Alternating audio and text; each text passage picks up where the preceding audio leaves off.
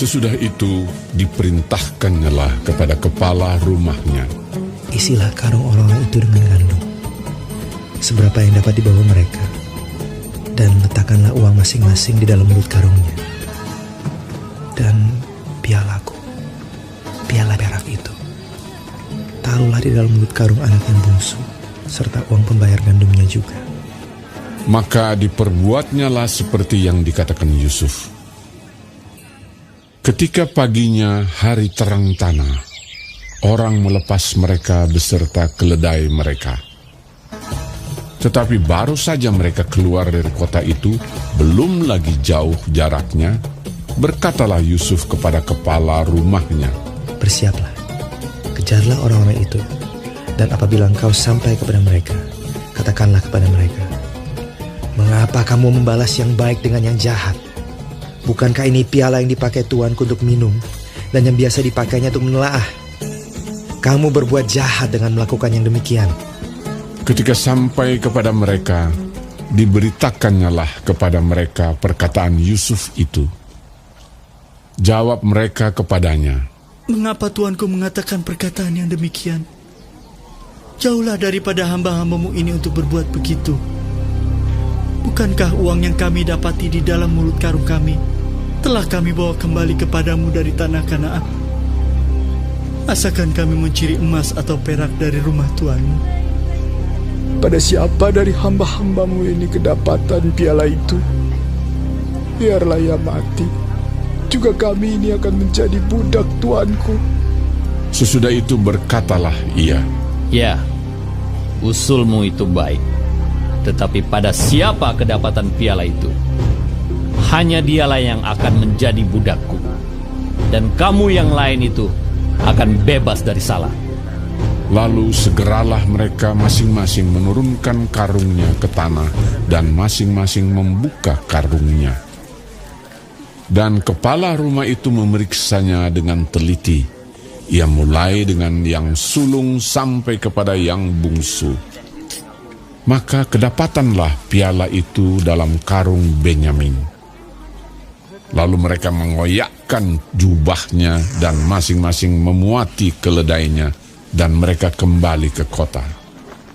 Ketika Yehuda dan saudara-saudaranya sampai ke dalam rumah Yusuf, Yusuf masih ada di situ. Sujudlah mereka sampai ke tanah di depannya. Berkatalah Yusuf kepada mereka, perbuatan apakah yang kamu lakukan ini? Tidakkah kamu tahu bahwa seorang yang seperti aku ini pasti dapat menelaah? Sesudah itu berkatalah Yehuda, apakah yang akan kami katakan kepada tuanku? Apakah yang akan kami jawab? Dan dengan apakah kami akan membenarkan diri kami? Allah telah memperlihatkan kesalahan hamba-hambamu ini. Maka kami ini budak tuanku lah kami, baik kami maupun orang pada siapa kedapatan piala itu. Tetapi jawabnya, jauhlah daripadaku untuk berbuat demikian. Pada siapa kedapatan piala itu, dialah yang akan menjadi budakku. Tetapi kamu ini, pergilah kembali dengan selamat kepada ayahmu. Lalu tampillah Yehuda mendekatinya dan berkata, mohon bicara tuanku. Izinkanlah kiranya hambamu ini mengucapkan sepatah kata kepada tuanku. Dan janganlah kiranya bangkit amarahmu terhadap hambamu ini. Sebab tuanku adalah seperti Firaun sendiri.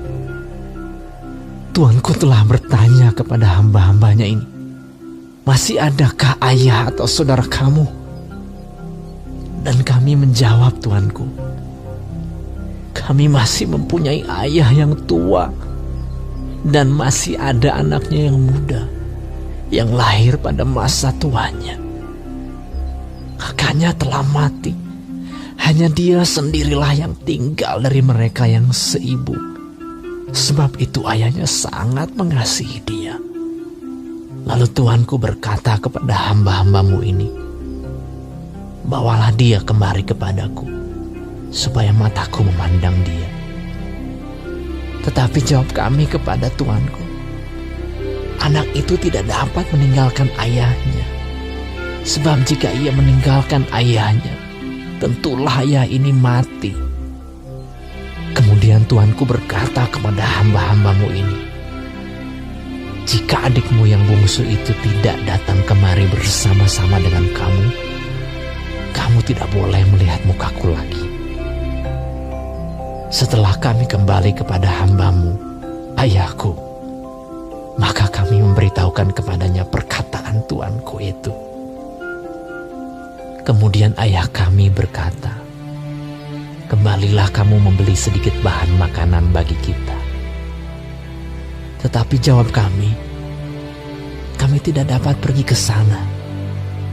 Jika adik kami yang bungsu bersama-sama dengan kami, barulah kami akan pergi ke sana. Sebab kami tidak boleh melihat muka orang itu apabila adik kami yang bungsu tidak bersama-sama dengan kami.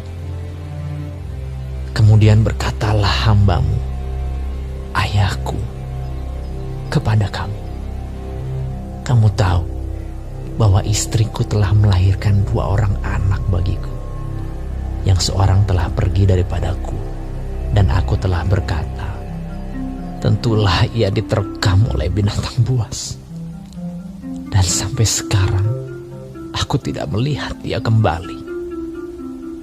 Jika anak ini kamu ambil pula daripadaku, dan ia ditimpa kecelakaan, maka tentulah kamu akan menyebabkan aku yang ubanan ini turun ke dunia orang mati karena nasib celaka.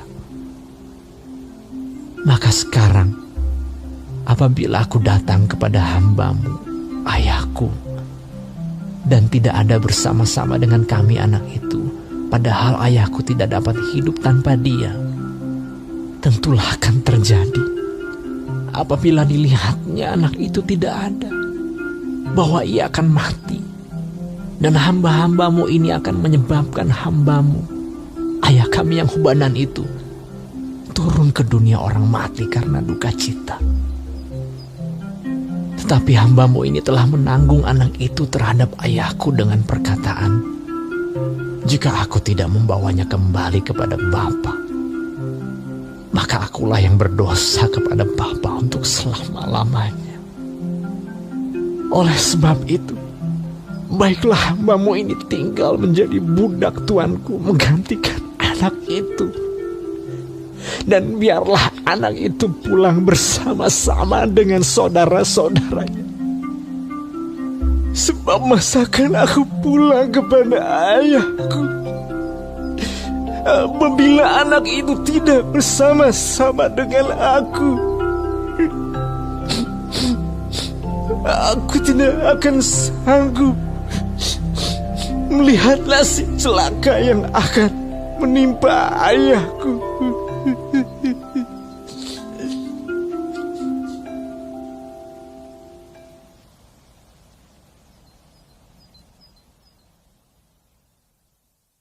Shalom saudara-saudaraku yang kekasih di dalam Tuhan Yesus. Puji Tuhan kalau kita masih hidup sampai hari ini dan dapat mempelajari firman Tuhan dari kitab Kejadian pasal 44 mengenai piala Yusuf yang hilang dan dapat diketemukan. Tuhan Yesus memberkati kita semua. Ayat 5 mengenai piala yang biasa dipakai untuk menelaah. Dalam versi bahasa Inggris NIV dipakai untuk meramal. Pasti Yusuf tidak meramal karena itu dilarang oleh Tuhan. Kita sudah pernah mempelajari itu. Tapi ada 2 penjelasan yang masuk akal bagi penyebutannya di sini. Yang pertama, istilah Ibrani untuk meramal dapat juga diterjemahkan mengenai pasti memperhatikan. Jadi yang dimaksud adalah Yusuf pasti akan memperhatikan bahwa pialanya itu hilang. Atau yang kedua, berarti Yusuf sekedar menyesuaikan diri dengan citra anggapan seorang pemimpin di Mesir yang kira-kira dibayangkan oleh kakak-kakaknya.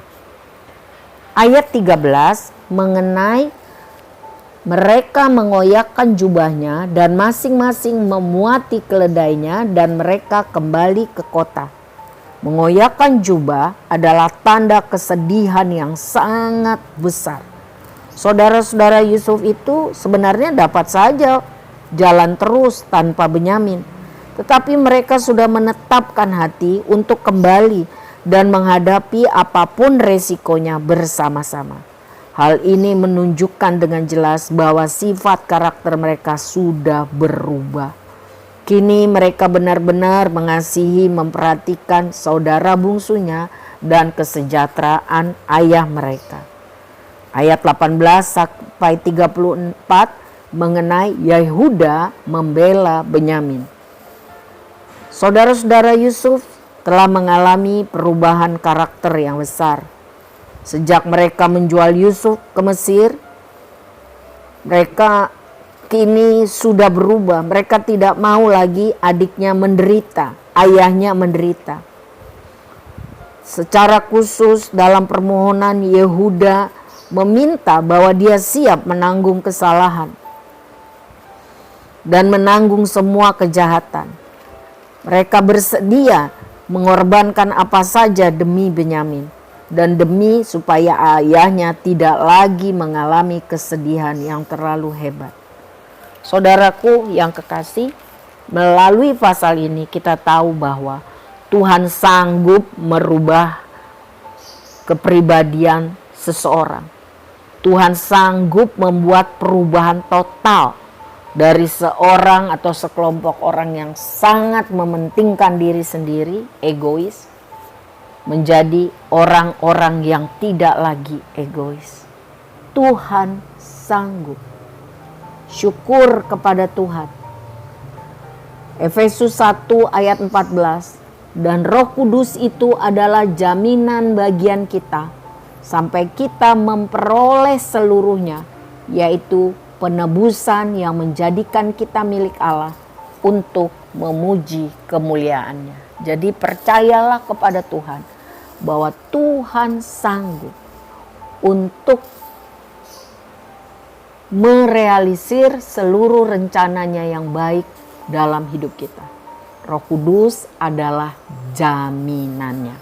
Oleh sebab itu, mari kita memberi diri hidup dipimpin oleh Roh Kudus sehingga menghasilkan kehidupan yang kudus, memiliki buah Roh Kudus, dan memenangkan banyak jiwa bagi kemuliaan Tuhan.